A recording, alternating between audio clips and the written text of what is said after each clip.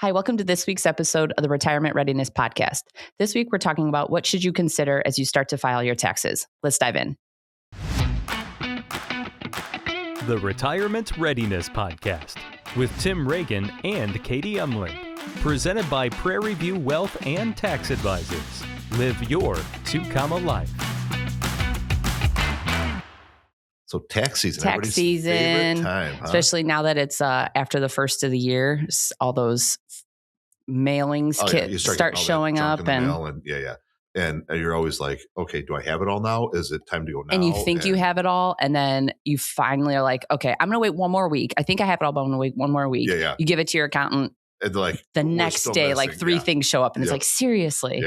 Yeah. Also, like sometimes things will show up in like July. Yeah. So maybe that's a good thing we should talk about, right? Like, because there are things that do come out later after you file that are not needed for your return, but there are things that get reported to the IRS. And so then you have to be notified of that. And so, for example, one of those is it's the IRS form 5498. What that is it just reports to them the value of your IRA so that they can keep track of it, so that they know how much tax you're going to have to pay when you take the money out in the future. And so that doesn't get filed with your tax return. That does. There's nothing that happens with that. But they have to send it to you. Since they send it to the IRS, they have to send a copy to you to let you know. So those are those things that happen like way later. Like, well, what do we do with this? Yeah. Thanks. That's helpful. Yeah. And so there's some of those things. And then there are also things like there literally are times when you might get a 1099 that is delayed, in coming out. And those can be fun too and tricky. But for the most part, you should have everything by end of February, beginning of March, depending on what types of investments and accounts you have. There's different timelines for that. But as you think about that, like what's your favorite part of going to see your accountant, Katie?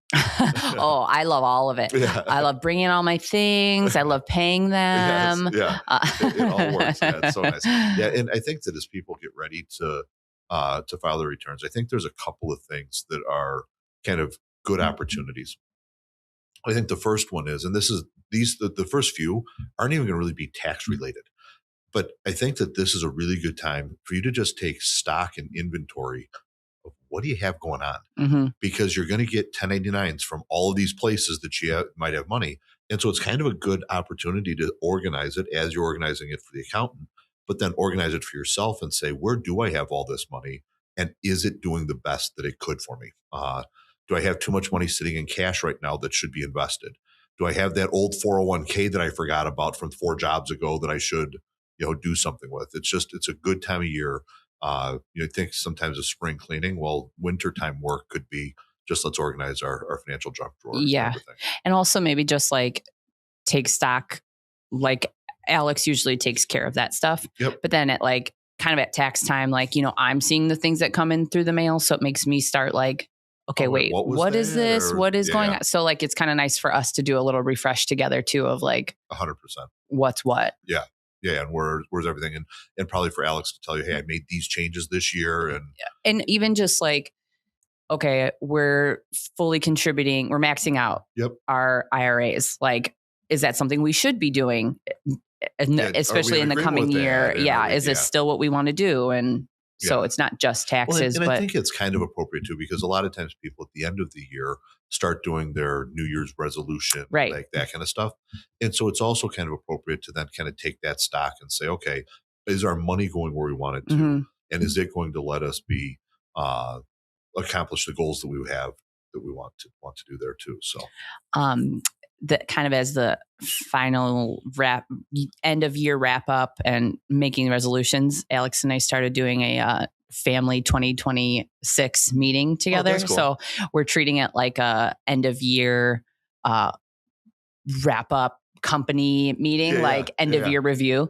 We're making awards for all the kids. Awesome. We're coming up with kind of our resolutions ish for the each child, and like for us, and like setting goals, and like setting goals for each kid. Basically, the goals for each kid are, what are we going to really hound them about for the and what are we going to let slide for the next few weeks for sure. For this quarter, for Q1, what are they really getting in trouble on? Well, it's so funny when our kids were little, Sarah and I would have to go through periods where we just called it zero tolerance periods. That's exactly what we're doing too. Yeah. And it's like during this time period, we'd tell the kids, hey, we're at zero tolerance on this. Yeah. Which means you're not getting a warning. You're not, it's wrong. It's trouble. Everything's loose right now. We got to tighten it up. Yep. And sometimes that's what you have to do. Now, and I don't know how it has to do with what you should do before you file your taxes. Yeah, I don't know either. It seems appropriate. Somehow we jogged around a little bit. Yeah. But to your point, it's kind of like when you sit down, it's a good opportunity to say, let's just organize all of our stuff. Let's use this as a one time a year. We know what we got, where it's at. We're on the same page as a couple, and we're moving forward. So that's one thing to do at this time of year. Another thing to do as you get ready to file your taxes is to start thinking through all of the changes that took place. Because there's things that you don't even think about sometimes that you're like, oh yeah, that did happen. And it could have an effect on your tax return. For example, did you refinance your house? Now, that's not been a thing as much lately because interest rates have been a little higher than what they were a number of years ago. But as we see interest rates start to come down, we'll see people that have purchased homes a couple of years ago where interest rates were even higher, and now it makes sense to refinance your home. Well, sometimes there's costs associated with that can be deducted from your return, along with also just moving expenses. Sometimes in certain professions and certain careers, if you're moving for work, there's some opportunities there as well. So just kind of go through and think, what are some of the things that maybe we did this year that was different from a year before? And I kind of feel like that's a frustration of mine with when it's just when you use just an accountant, like opposed to if you used like Prairie View, let's say, who's a financial planner and an accountant, because you would know those things that happen in somebody's life to be able to apply them. But your accountant, like sometimes they'll ask you very basic questions. Well, ours will ask very basic questions. Did you buy a house this year? Yep. No, we didn't buy a house. But they're not asking like some more detailed things. And I think they're maybe expecting us to reveal that, but like we don't know what to reveal to you. Yeah, no, how would you know? And the thing is, like that's really part of the reason why we bought that tax practice at the end of last year, because we see that as a gap. And the things, for example, that we see even beyond that, we have clients that will give money directly from their IRA, which you can do once you're over 70 and a half, but they'll give money directly from their IRA to church. Mm-hmm. Well, and it'll come across, it's what's called a qualified charitable distribution. QCD. You know that one? I know that one. Yep. And when that QCD happens, the company that sent the money out, say it's Charles Schwab, they send a 1099 to the IRA person or IRA holder. They don't say that it was a QCD. It just shows this as a distribution. Sure. The accountant then shows it as a distribution, which now means I'm paying tax on that distribution instead of showing it as a qualified charitable distribution that they shouldn't pay tax on. Sure. And so, and that's not the accountant's fault. It's the fact that we have this gap in what's taking place. And so that's a big reason why for us, we thought it was important to combine the two and say, how do we make sure that we have the best advice that we can give to our clients? And so those are the things to think about. Did I refinance? Did I do any charitable contributions that I hadn't done the year before? Did I do a qualified charitable distribution? And does my accountant know about it? Mm-hmm. Is that set up the right way? It's also a great time to reevaluate, should you be making contributions to retirement accounts? You can contribute to an IRA up until April 15th for the prior tax year. So if you're not sure, if you're not aware, like you still have time. That's the question. You've got time and you can get it done. Likewise, if you're a business owner, there's lots of tax or retirement savings types of things we can do up until April 15th. And so, the next question is there anything that I should do kind of from a retirement savings kind of perspective? And then as I think about next phases, it's now starting to think about, okay, well, if this is my outcome as I'm looking at my tax return, what are the things that I should be doing now for 2026? So when I get into next year, I have some control and some autonomy and some agency in what I'm paying rather than just being at the end and it's nothing to do. Too late. Kind of like it's funny. A lot of times people live their tax lives kind of like you're probably too young. You probably don't remember Cracker Jack. boxes. No. So Cracker Jacks was a small box. It was like snack size. It was like a caramel corn kind of a mix, but there was always a toy in the Cracker Jack box. You never knew what the toy was. It was like a surprise, and that's kind of how people treat their tax return. They get their we'll see what happens. We'll see what it is. You know, what toy did I get? When in reality, you have a lot more agency over what that looks like than you might realize, and some of the decisions and planning work you do will have a huge effect on that. But it has to happen during the year. You can't wait until the end of the year and see what's at the bottom of the Cracker Jack and see box. How to manipulate it, because it's too late for that. There's very little things you can do at that point.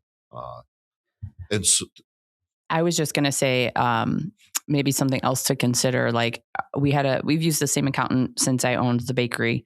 We loved her. And then she sold her practice to somebody else. Yep. The first year that she sold her practice, the new accountant found errors that she had been making for the last several years. Yep. Now, it wasn't even errors per se. Oversights, whatever. She didn't, it was nothing nefarious, but like Alex had been taxed already on something, and then she was taxing it again. So we should have gotten this, there's a large discrepancy. So he was able to make the amended returns for the last several years. But I think that's easy to do, especially as an accountant. You kind of copy paste from years past, and maybe just having like a fresh set of eyes every once in a while is not the worst thing. Yeah. Well, and even if you're not, hiring a peer review to do your taxes, you can have peer review do tax planning. Okay. And as we do tax planning, what are we going to do? We're going to go through your tax return and we're going to see what's there. And so even there, you could talk to the financial advising side. Sure. And that can almost act like a double check to make sure too. Because I think it's easy to just get caught in whatever we did last year, we're going to do again this year. And then now 3 or 4 years have passed and the same mistake has been made 100%. year over year without 100%. Realizing it. Yeah. 100%. Yeah. And so then as you prepare to have your taxes done this year, I think just kind of go through that checklist. Are we in alignment? Do we know what we have? Is it organized? Let's just update a personal financial statement. Make sure that we have our same goals that are set as a couple or as a family. Look to see, is there any changes that took place in my life this past year that maybe I forgot about? I'm not thinking about. Oh, that was this year? Yeah, exactly. That feels like it was the year before. So many years ago. Yeah.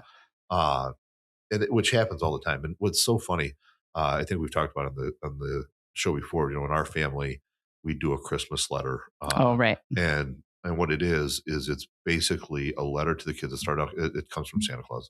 When you're 26, it's important to Santa Claus. But what it does, it goes as a family, and then each individual child, hey, this year you did, and it forces you to kind of think back to the beginning of the year. Mm-hmm. What were all those big milestones that happened? And it's the same thing. You just need to take pause and think, if I was writing that Santa letter about my life, what would I be putting down there?